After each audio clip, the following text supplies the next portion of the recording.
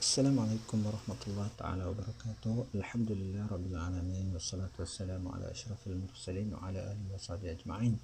Alhamdulillah, bertemu lagi kita dalam sesi PDPR untuk pelajaran sirah tahun 4. Semoga semua pelajar berada dalam keadaan sihat dan sentiasa mengamalkan penjagaan kebersihan diri.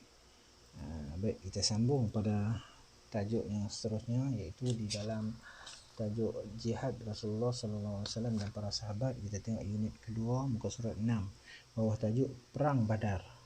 Perang Badar. Baik, ini jihad lah ni. Perang Badar berlaku pada 17 Ramadan tahun kedua Hijrah. Peperangan ini berlaku di lembah Badar yang terletak di antara Mekah dan Madinah. Perang Badar merupakan peperangan yang pertama dalam sejarah Islam. Dalam Islam, Perang Badar adalah perang yang pertama. Sebab-sebab berlakunya Perang Badar. Apa yang menyebabkan berlakunya Perang Badar? Yang pertama, untuk mendapatkan harta umat Islam semula yang telah dirampas oleh kaum musyrikin Mekah semasa penghijrahan umat Islam ke Madinah. Masa mereka pindah daripada Mekah ke Madinah, sebab mereka duduk di Mekah tu, orang Islam ni banyak kena seksa, banyak kena tindas. Ketika itu Islam tak ramai lagi, jadi mereka pun berpindah daripada Mekah ke Madinah. Jadi apabila mereka berpindah, mereka tak bawa apa-apa barang. Semua barang, rumah, harta benda daripada mereka tinggal. Jadi orang-orang kafir musyrik ni, kafir Mekah ni, ambil rampas harta mereka yang mereka tinggal di Mekah tu. Kedua, untuk melemahkan ekonomi kaum musyrikin Mekah. Orang Mekah, orang kafir Mekah ni, mereka kaya, mereka banyak duit, mereka tindas orang Islam lah. Jadi peperangan ni sebab-sebab dia juga, antara sebab dia untuk melemahkan ekonomi orang kafir. Yang ketiga, untuk mempertahankan Islam. Jadi untuk mempertahankan agama Islam daripada orang masuk Islam, mereka seksa, mereka bunuh. Jadi untuk mempertahankan agama Islam sendiri. Okey. Baik, yang bawah tu kronologi Perang Badar. Maknanya susunan peristiwa sebab-sebab berlaku Perang Badar tu. Yang pertama, kaum muslimin mendapat khabar tentang rombongan perdagangan musyrikin Mekah yang dalam perjalanan pulang dari Syam. Iaitu orang kafir ni, mereka pergi berniaga di sebuah tempat yang disebut Syam. Jadi untuk sampai ke Syam tu, mereka kena lintah Madinah. Jadi mereka kena lintah kawasan Madinah. Jadi orang Islam yang duduk di Madinah dengar mereka nak lintah tu, mereka nak sekat untuk ambil barang-barang ganti rugi untuk harta benda yang mereka tinggal di Mekah dulu. Kemudian rombongan yang kedua tu, rombongan itu diketuai oleh Abu Sufyan. Abu Sufyan ni ketua kafir di Mekah ketika itu. Masa tu dia belum masuk Islam lagi. Yang ketiga, kaum muslimin merancang untuk menahan rombongan perdagangan tersebut dan mendapatkan semula harta mereka yang telah dirampas oleh musyrikin Mekah. Mereka ni mula nak tahan, nak ambil barang-barang tu je, bukan nak perang lagi. Yang keempat, Abu Sufyan mendapat tahu tentang rancangan kaum muslimin. Apabila dia tahu, kemudian dia dia rancang satu perkara pula lah. Dah dia tahu kan, dia dah buat macam mana nak halang daripada orang Islam ni rampas harta benda dia. Baik, pada muka surat 7 pula, apa yang berlaku? Abu Sufyan dah tahu rancangan kaum muslimin. Dia menghantar utusan ke Mekah untuk mendapatkan bantuan. Dia cari seorang penunggang kuda.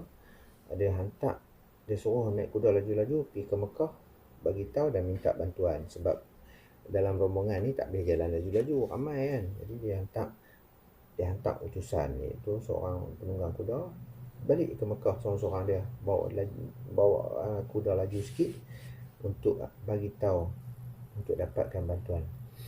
Kemudian kaum musyrikin Mekah menghantar 100 orang tentera yang dipimpin oleh Abu Jahal untuk membantu rombongan perdagangan Abu Sufyan. Apabila dia hantar utusan untuk minta bantuan, orang kafir Mekah tu hantar 1000 orang tentera, nak tolong rombongan musyrikin yang balik daripada berniaga di Syam tadi. Kemudian yang bawah tu, apabila Rasulullah SAW mengetahui tentang kedatangan 1,000 orang tentera musyrikin itu, baginda pun mengetuai 313 tentera Islam untuk mempertahankan kaum muslimin tersebut. Apabila Rasulullah mendengar mereka mai bawa tentera 1,000 orang, jadi Rasulullah pun panggil umat Islam yang ada ketika itu, dapatlah 313 orang untuk nak lawan dengan 1,000 orang tu. Kemudian pada 17 Ramadan tahun kedua Hijrah, berlakulah pertempuran antara tentera musyrikin dengan tentera Islam. Pada peringkat awal, peperangan ini melibatkan pertembungan satu lawan satu antara 3 orang pahlawan Islam dengan 3 orang pahlawan musyrikin. Mula-mula ni mereka nak perang tu one by one dulu lah, lawan. Tengok apa hebat. Yang pertama, Ubaidah bin Al-Haris melawan Utbah bin Rabi'ah. Ubaidah tu Islam, dilawan dengan Utbah bin Rabi'ah, orang kafir. Kemudian Ali bin Abi Talib melawan Al-Walid bin Utbah. Ali tadi sepupu Nabi, dilawan dengan Walid bin Utbah. Dan yang ketiga, Hamzah bin Abdul Muttalib, bapa saudara Nabi tu, melawan Syaibah bin Rabi'ah. Lawan dengan Syaibah bin Rabi'ah, orang kafir. Kemudian lepas lepas one by one, ketiga-tiganya dimenangi oleh orang Islam. Allah Subhanahu Wa Taala menghantar bantuan kepada tentera Islam dengan menurunkan malaikat untuk mengaburi mata tentera musyrikin. Allah Taala menghantar malaikat untuk bantu.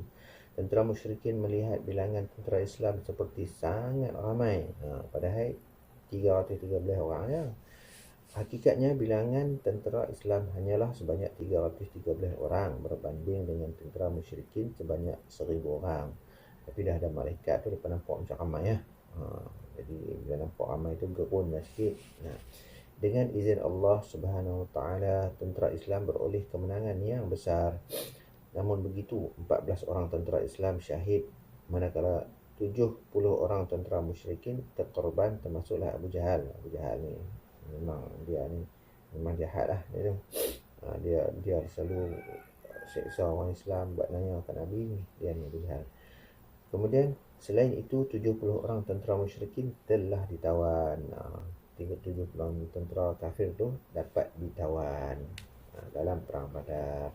InsyaAllah nanti kita akan sambung lagi apa yang berlaku selepas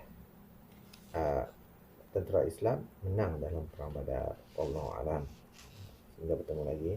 Assalamualaikum warahmatullahi taala wabarakatuh. Assalamualaikum warahmatullahi taala wabarakatuh. Alhamdulillah rabbil alamin, wassalatu wassalamu ala asyrafil mursalin wa ala alihi wa sahbihi ajma'in. Alhamdulillah, bertemu kita dalam sesi PDPR untuk pelajaran sirah tahun 4. Alhamdulillah, diharap semoga semua pelajar berada dalam keadaan sihat dan sentiasa mengamalkan penjagaan kesihatan dan kebersihan diri dalam musim-musim Covid ni. Jaga kebersihan. Okey. Kita sambung pada pelajaran yang pertama kita, iaitu di bawah tajuk Jihad Rasulullah sallallahu alaihi wasallam dan para sahabat. Di dalam unit yang kedua pada muka surat 6 tu, di bawah tajuk Perang Badar. Okey, Perang Badar berlaku pada 17 Ramadan tahun kedua Hijrah. Peperangan ini berlaku di lembah Badar yang terletak di antara Mekah dan Madinah. Perang Badar merupakan peperangan yang pertama dalam sejarah Islam. Dalam Islam, Perang Badar adalah perang yang pertama. Sebab berlakunya Perang Badar. Apa yang menyebabkan berlakunya Perang Badar? Yang pertama, untuk mendapatkan harta umat Islam semula yang telah dirampas oleh kaum musyrikin Mekah semasa penghijrahan umat Islam ke Madinah. Masa mereka pindah daripada Mekah ke Madinah, sebab mereka duduk di Mekah tu, orang Islam ni banyak kena seksa, banyak kena tindas. Ketika itu Islam tak ramai lagi, jadi mereka pun berpindah daripada Mekah ke Madinah. Jadi apabila mereka berpindah, mereka tak bawa apa-apa barang. Semua barang, rumah, harta benda daripada mereka tinggal. Jadi orang-orang kafir musyrik ni, kafir Mekah ni, ambil rampas harta mereka yang mereka tinggal di Mekah tu. Kedua, untuk melemahkan ekonomi kaum musyrikin Mekah. Orang Mekah, orang kafir Mekah ni, mereka kaya, mereka banyak duit, mereka tindas orang Islam lah. Jadi peperangan ni sebab-sebab dia juga antara sebab dia untuk melemahkan ekonomi orang kafir. Yang ketiga, untuk mempertahankan Islam. Jadi untuk mempertahankan agama Islam daripada orang masuk Islam, mereka seksa, mereka bunuh. Jadi untuk mempertahankan agama Islam sendiri. Okey. Baik, yang bawah tu kronologi perang Badar. Maknanya susunan peristiwa sebab-sebab berlaku perang Badar tu. Yang pertama, kaum muslimin mendapat khabar tentang rombongan perdagangan musyrikin Mekah yang dalam perjalanan pulang dari Syam.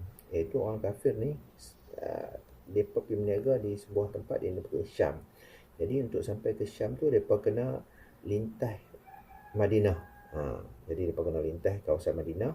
Jadi orang Islam yang duduk di Madinah dengar mereka nak lintas tu, mereka nak sekat untuk ambil barang-barang ganti rugi untuk harta benda yang mereka tinggal di Mekah dulu. Kemudian rombongan yang kedua tu, rombongan itu diketuai oleh Abu Sufyan. Abu Sufyan ni ketua kafir di Mekah ketika itu. Masa tu dia belum masuk Islam lagi.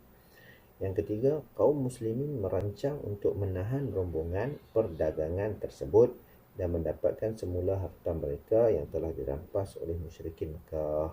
Mereka ni mula nak tahan, nak ambil barang-barang tu je, bukan nak perang lagi. Yang keempat, Abu Sufyan mendapat tahu tentang rancangan kaum muslimin. Apabila dia tahu, kemudian dia rancang satu perkara pula lah. Dah dia tahu kan, dia buat macam mana nak halang daripada orang Islam ni rampas harta benda dia. Baik,